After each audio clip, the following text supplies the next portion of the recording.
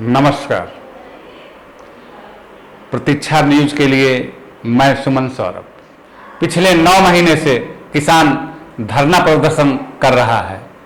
आज 27 सितंबर के दिन किसानों के 40 संगठनों ने देशव्यापी बंद का आह्वान किया, जिसका असर पूरे देश में दिखाई पड़ा।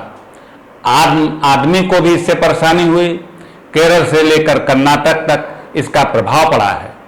विपक्षी पार्टियों ने भी इसमें खुलकर सहयोग किया है। सड़कें, बाजार सूने नजर आए। पंजाब, हरियाणा और उत्तर प्रदेश में खासा असर देखने को मिला। कृषि कानूनों को लेकर किसान और सरकार के बीच एक रस्साकसी का दौर जारी है।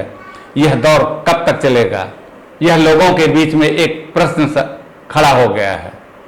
अब वक्त आ गया है दोनों पक्ष मिलकर बैठकर रास्ता निकालें। किसान संगठनों का कहना है सरकार इस बिल को ऐतिहासिक बता रही है, तो सरकार को जवाब देना चाहिए। बिना विचार विमर्श के इस बिल को कोरोना और लॉकडाउन में राष्ट्रपति के द्वारा अध्यादेश के रूप में लागू क्यों करवाया? निजी कंपनियां अपने प्रोडक्ट की कीमत खुद तय करती हैं। किसानों की मांग है कि एमएसपी पर कानूनी मान्यता मिले, चाहे सरकार खरीदे या प्राइवेट सेक्टर कम कीमत देने वाले पर कानूनी कार्रवाई की जाए। ऐसा प्रावधान होना चाहिए। सरकार का मानना है अगर ये कानून लागू होगा तो किसी क्षेत्र में बदलाव होगा, किसानों की आमदनी दुगनी होगी। जबकि कृषि विशेषज्ञों का कहना है ये कानून धीरे धीरे मंडियों को समाप्त कर देगा, जिससे कारपोरेटर को अपने मन मुताबिक कीमत पर फसल खरीदने की छूट मिल जाएगी।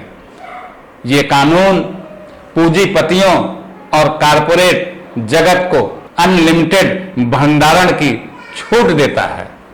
किसान अपने खेतों में मजदूर बन जाएंगे। हर बदलाव को सुधार नहीं कहा जा सकता, कुछ विनाश का कारण भी बन सकते हैं। ऐतिहासिक सुधार के नाम पर देश ने नोटबंदी का परिणाम देखा है। सूत्रों द्वारा आंकड़े बताते हैं कि इस एक सुधार के नाम पर लाखों नौकरियां चली गईं। जीएसटी को भारत की आर्थिक मजबूती के रूप में पेश किया गया था। जीएसटी लागू कर दी गई, परंतु जीडीपी बढ़ने में यह सफल साबित नहीं हुई। बल्कि हम कह सकते हैं कि इस व्यवस्था से अर्थव्यवस्था और भी नीचे चली गई। और दूर जाने की क्या जरूरत है? बीएसएनएल का आपने हाल देखा ही है। जब निजी कंपनियों के टेलीकॉम कंपनियां आगे आई तो सरकार ने उन्हें कुछ विशेष रियायतें दी, जिसके कारण बीएसएनएल का जो हर्ष हुआ वो देश के सामने है। हम सब जानते हैं कोविड के समय में पूरे देश का हर सेक्टर प्रभावित हो उठा था। हजारों प्रवासी मजदूरों की जिंदगी देश की सड़कों पर खत्म हो गई। उद्योग धंधे बंद पड़ गए। हजारों लाखों की संख्या में लोग बेरोजगार हो गए। पूरा देश जानता है और यही कड़वा सच है। जब हर सेक्टर कोविड काल में ठप पड़ गया था, तब कृषि सेक्टर ने पूरे देश को मजबूती के साथ संभाले रखा था। कोविड-19 के समय पर सरकार ने ऐतिहासिक फैसले के तहत गरीब और पिछड़े तबके को मुफ्त अनाज देने का फैसला लिया। करीब 80 करोड़ लोगों को इसके तहत जोड़ा गया। हम कह सकते हैं हमारा देश कृषि प्रधान देश है। आज भी लगभग 60% जनता गांव में निवास करती है। गांव का यह तबका बेहद पिछड़ा हुआ है। अपनी बुनियादी जरूरतों को पूरा करने के लिए संघर्षरत है। आजादी के पहले और आजादी के बाद भी उसके आर्थिक ढांचे में कोई सुधार नहीं हुआ है। पूर्व की सरकारें भी इसके लिए दोषी रही हैं। हम कह सकते हैं आजादी के बाद धीरे धीरे हर सेक्टर में बदलाव आया।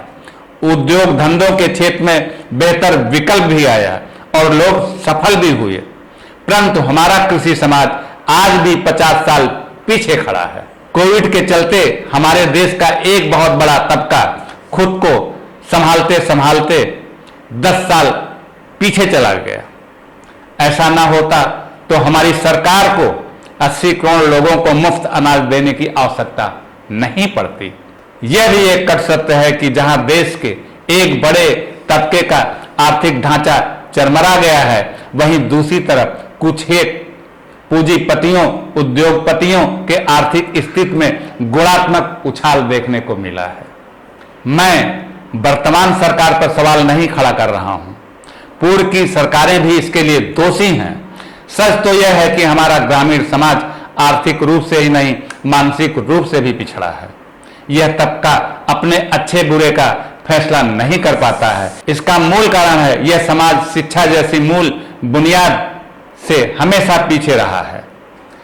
सर्व शिक्षा अभियान के माध्यम से सरकारें ग्राउंड लेवल पर प्राथमिक स्कूल तो चला रही हैं, परंतु इसका फायदा कितना मिल रहा है यह ग्राउंड लेवल पर जाकर देखने से ही पता चलता है।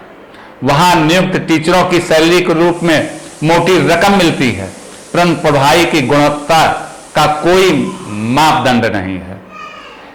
इसके विपरीत शहरों में ही नहीं, ग्रामीण क्षेत्रों में भी लगभग 10% तबका जो आर्थिक रूप से सबल है, वह अपने बच्चों को मोटी फीस देकर कॉन्वेंट स्कूलों में पढ़ा रहा है। मजे की बात यह है कि इन स्कूलों में पढ़ाने वाले टीचरों को सरकारी टीचरों की तुलना में नाम मात्र का वेतन प्राप्त होता है।